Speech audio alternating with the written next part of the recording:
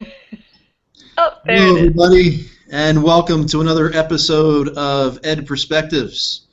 I'm Brad Curry, along with Star Saxteen. We are here today speaking about the end of year activities, both from an administrator and teacher perspective. We're going to look at the challenges, and we're going to also look at the solutions.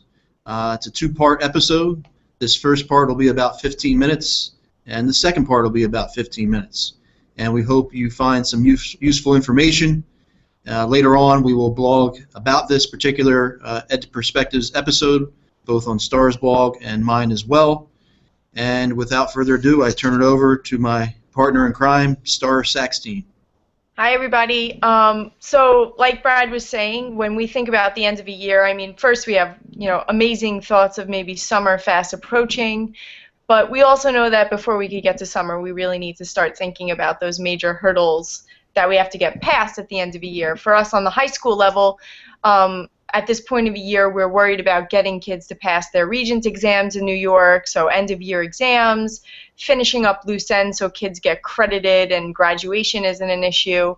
And then also I find this time of year there's a high level of negativity maybe because people are feeling worn down.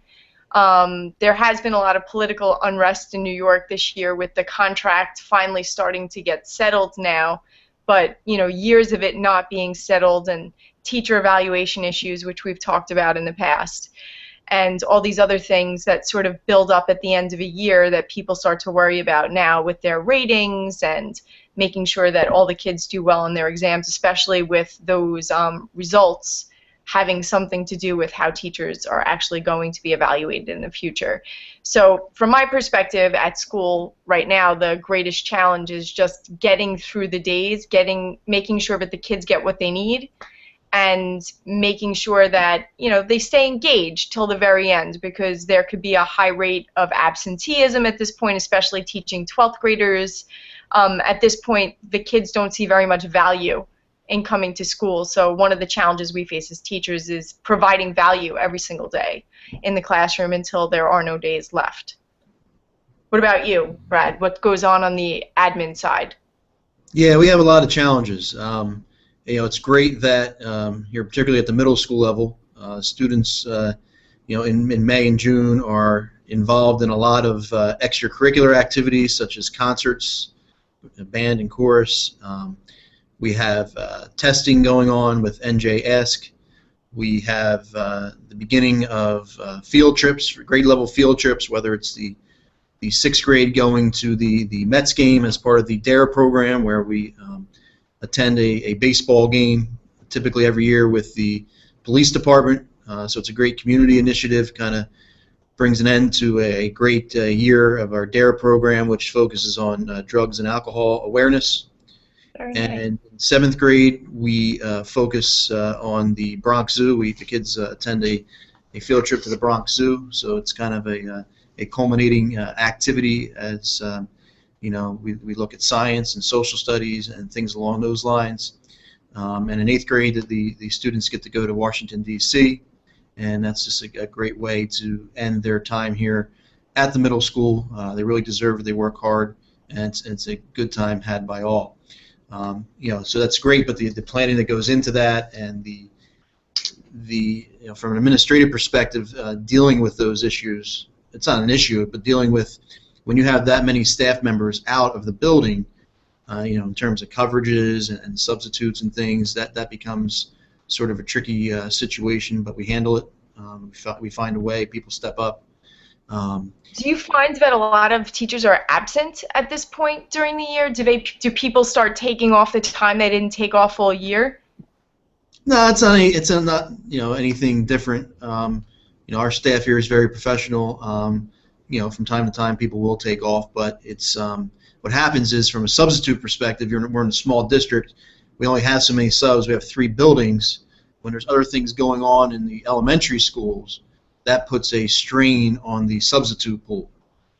So then if there's something going on here at the middle school where we need a lot of subs, then if the elementary school needs to be cognizant of that, and if they're not, then there's issues, and hopefully people step up, and we don't usually have issues. And then, we have graduation. We're planning for graduation. A lot of work goes on behind the scenes that people don't realize. It's more than just the kids putting on their caps and gowns and walking down the aisle and grabbing their diploma. There's a lot that goes into that. There's award banquets. We have tonight we have 5th grade orientation, so not only are we preparing for the 8th graders to exit, we're preparing for the incoming 6th graders. Not only the 6th graders, but the parents, making sure we acclimate them to the culture of our school. So there's a lot going on every day from this point forward until the end of June. That makes it tough as well. We had a lot of snow days this year, so we're here about a week longer than we typically are. So that's interesting as well. I'm sure I'm forgetting a number of things, but as we converse here, I'll probably be reminded of whatever it is I'm forgetting. So I'll turn it back over to you, Star. You actually made me think of a bunch of things. Now, my school is actually a 6 to 12, so we have middle school and high school going on at the same time. And one of the challenges we face is that the high school are taking our region exams and the middle school aren't, except for a couple that are offered in the middle school. So, I mean, there's always the testing environment versus the middle school and trying to also get them out of the building. For instance, I mean, with my seniors today, I had them at the college library, so we were out of the building. And we end up going on lockdown, unfortunately, in the next few weeks where we aren't allowed to go on trips anymore, and everybody's got to sort of stay in the building. And then you have some folks like me who work in the middle school and the high school, so that, I think, creates some challenges with proctoring schedules because they can't put me on to proctor if I have a class to teach in the middle school in the middle of my proctoring time. So I know that the folks who do the planning and scheduling for proctoring and all of that have to take into consideration who's available for the exams. Like your district, our school's really quite small, so we only have a limited number of resources of who could do what and when. And most of the teachers at my school are parents, so like somebody like me, I know that I had to put in for my personal days if my son's school is doing something special and I want to partake in like field day at his school, which, I don't get to do every year, but I really do try to get to his events from time to time as well without leaving my kids high and dry, at school. So there are definitely challenges on the high school level. One of the major things we're preparing for now, because most seniors, the kids I teach, really don't have regents anymore unless they haven't passed ones that they took in prior years. But what we do have is we have exit portfolios for seniors. In order for them to walk at graduation, they need to present to a panel a body of work that they do over the time they've spent at WJPS. And essentially what I work with my students on once they finish their projects that they're working on right now is helping them to really prepare for that presentation. It has to be 15 minutes long. It has to really embrace the body of work that they've compiled over the last 4 years in all of the disciplines that they've studied. And one thing we really try to get them to talk about are standards and connections between their learning. So that is definitely another one of the challenges that we have, getting everybody ready and planned for their specific exit portfolio conference that's happening very soon. Yeah, you bring up, I'm and thinking of course, about flexibility. Flexibility is something that comes to mind, and it's something that's very important, not only for administrators but for teachers, for everybody, parents, kids.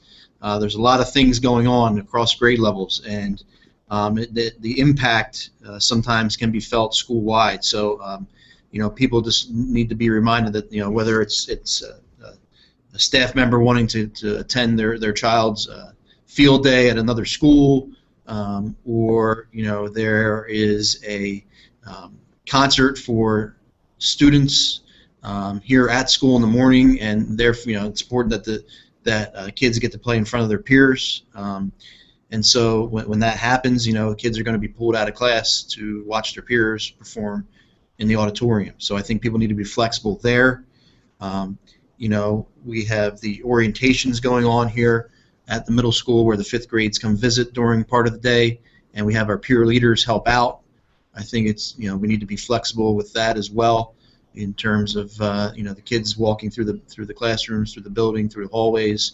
those peer leaders missing class, making sure that they're able to make up the work without too much fuss.